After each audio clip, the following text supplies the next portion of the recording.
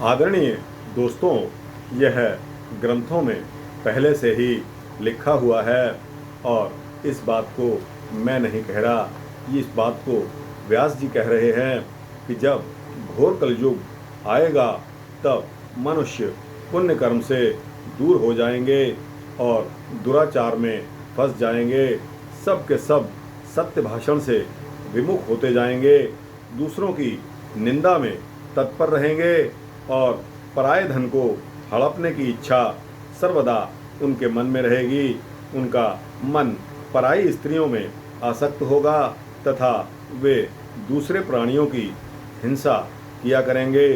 वे अपने शरीर को ही आत्मा समझ लेंगे और दोस्तों, वे मूढ़, नास्तिक और पशु बुद्धि रखने वाले होंगे। माता पिता से विमुख हो जाएंगे तथा वे कामवश स्त्रियों की सेवा में लगे रहेंगे।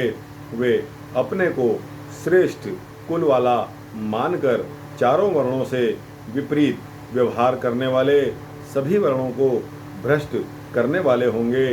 कलयुग की स्त्रियां प्रायः सदाचार से भ्रष्ट होंगी, पति का अपमान करने वाली होंगी, सास ससुर से द्रोह करने वाली होंगी, किसी से भय नहीं मानेंगी। तो हे सूत जी, इस तरह जिनकी बुद्धि नष्ट हो गई है और जिन्होंने अपने धर्म का परित्याग कर दिया है, ऐसे लोगों को इहलोक और परलोक में उत्तम गति कैसे प्राप्त होगी, इसी चिंता से हमारा मन व्याकुल रहता है। इस पर सूत जी बोले कि हे साधु महात्माओं, आप सभी ने तीनों लोगों का हित करने वाली अच्छी बात पूछी है। मैं इस विषय का वर्णन करता हूँ जिसको आप आदरपूर्वक सुने। तो दोस्तों, इसके पश्चात कल्याण प्राप्ति का उत्तम साधन जो है वही है शिव पुराण। तो दोस्तों, यह भी छोटा सा वृतांत है, आपके सम्मुख रख रहा हूँ और दोस्तों, उम्मीद करता हूँ कि इस वृतांत को 2-3 मिनट में ख़त्म कर दूँगा। आप बने रहिए इस वृतांत में मेरे साथ। तो दोस्तों, कल्याण प्राप्ति का उत्तम साधन जो सबसे उत्तम जो शिव पुराण है वह वेदांत का सार सर्वस्व है तथा वक्ता और श्रोता का समस्त पापों से उद्धार भी करने वाला है। वह परलोक में परमार्थ वस्तु को देने वाला है। कल की कल्मश राशि का वह विनाशक है। उसमें भागवत शिव के उत्तम यश का वर्णन है। हे ब्राह्मणों, धर्म, अर्थ और काम तथा मोक्ष, इन चारों पुरुषार्थों को देने वाले उस पुराण का प्रभाव विस्तार से प्राप्त हो रहा है। हे प्रियवरो, हे विप्रवरो, उस सर्वोत्तम शिव पुराण के अध्ययन एवं श्रवण मात्र से वे कलयुग के पापासक्त जीव श्रेष्ठतम गति को प्राप्त हो सकेंगे।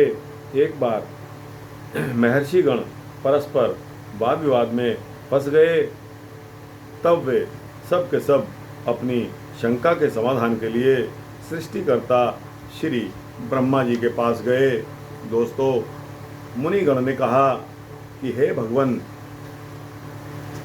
परम साध्य क्या है और उसका परम साधन क्या है तथा उसका साधक कैसा होता है।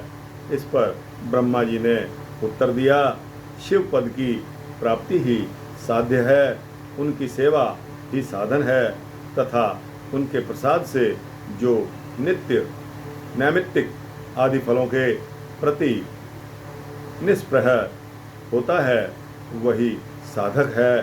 भगवान शंकर का श्रवण, कीर्तन और मनन, ये तीनों महत्तर साधन कहे गए हैं। ये तीनों ही वेद सम्मत हैं।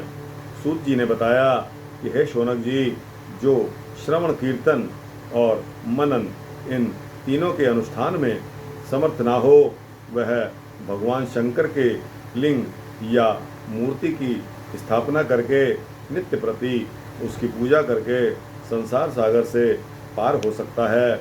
ऋषिगणों के यह पूछने पर कि मूर्ति में ही सर्वत्र देवताओं की पूजा होती है, परंतु भगवान शिव की पूजा सब जगह मूर्ति में और लिंग में ही क्यों होती है।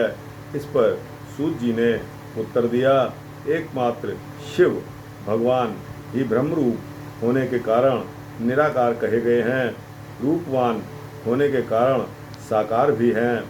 निराकार होने के कारण ही उनकी पूजा का आधारभूत लिंग भी निराकार ही प्राप्त हुआ है, अर्थात शिवलिंग शिव के निराकार स्वरूप का प्रतीक माना जाता है। दोस्तों, यह वृत्तांत आपको कैसा लगा?